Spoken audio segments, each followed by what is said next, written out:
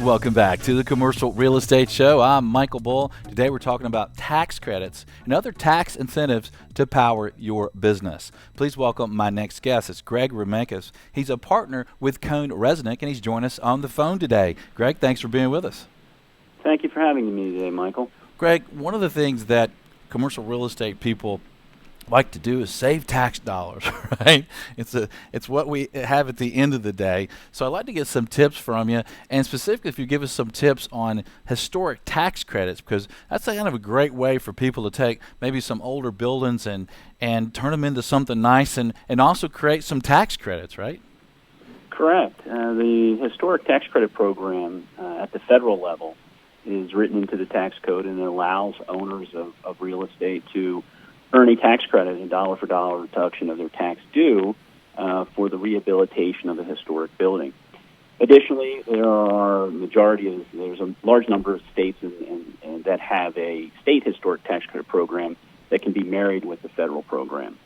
Generally, when you look at the federal program, there really are three ways that a building can qualify for the historic tax credit. The first is that the building is already registered on the National Historic Registry. Additionally, a building can be included in a historic district and be a qualifying and attributing building to that historic district. Or a building simply could have been built and placed in service before 1936. There are differences with respect to the credit. The first two methods generate a 20% historic tax credit. The last method of just having a building that was built and placed in service before 1936 only generates a 10% historic tax credit. Okay, so give us some example, Greg, of how this might work, because I think one of the things that people are having a little struggle with in the capital stack is that mezz piece, right? The lender wants to give us a low loan-to-value first mortgage, and equity likes to come in with the equity, but kind of that middle piece. Can you use tax credits to kind of help in that area? Michael, that's a great question, and that's really where it all comes to play is the capital stack, and it's really making sure that developers really understand their capital stack and their needs. And generally, the historic tax credit, both at the federal level and the state level, really has been used to fill that development gap. To your point, in commercial real estate these days, most lenders are looking at, and especially in a rehabilitation situation, they're going to be looking at loans probably in the neighborhood of anywhere between 60 to 70% loan to value on that rehabilitation cost, which leaves a large gap to be funded. And certainly, a lot of that gap has to be funded either with equity or, to your point, it's going to have to be filled with some type of mezzanine financing. Well, the historic tax credit and the structure of the deals, it allows for an investor to come into the deal and bring equity for the value of the historic credits that help fill that development gap. So it's either going to fill and take some of the developer's equity out of the capital stack, or if the developer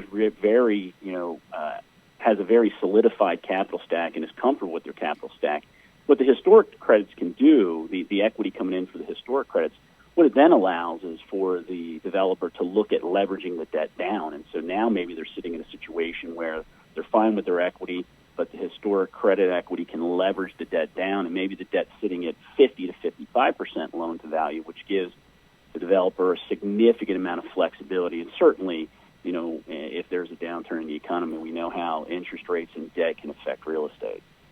And can these tax credits be sold?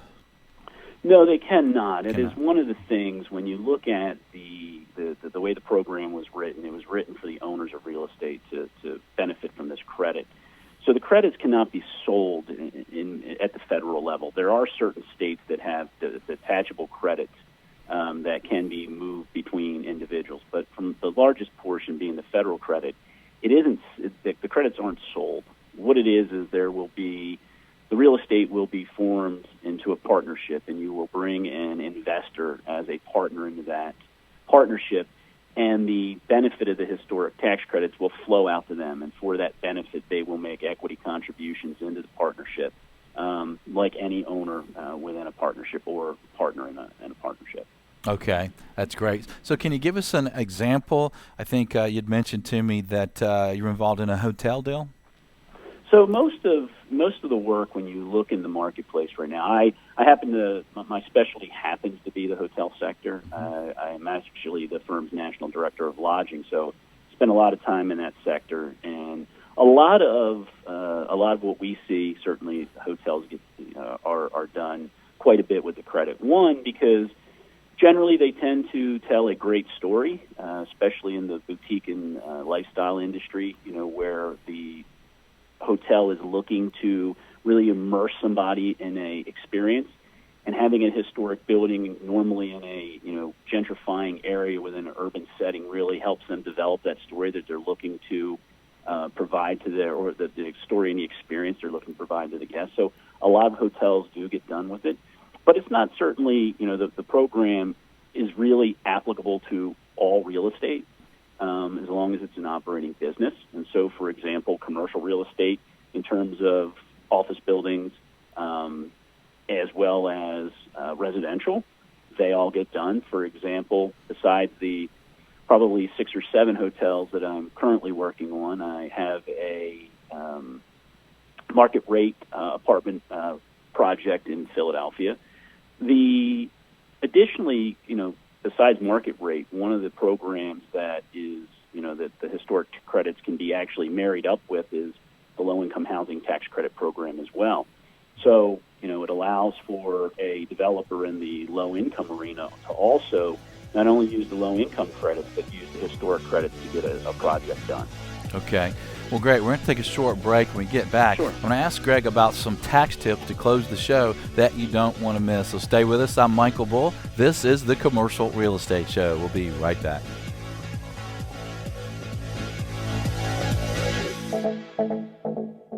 Hey there, thanks for checking out the Commercial Real Estate Show. Don't miss a video of special interest to you. Be sure to subscribe below. And if you appreciate the videos, be sure and thank our sponsors. There's a link to more information about them in the description. For more videos, podcasts, and articles, check out CREshow.com.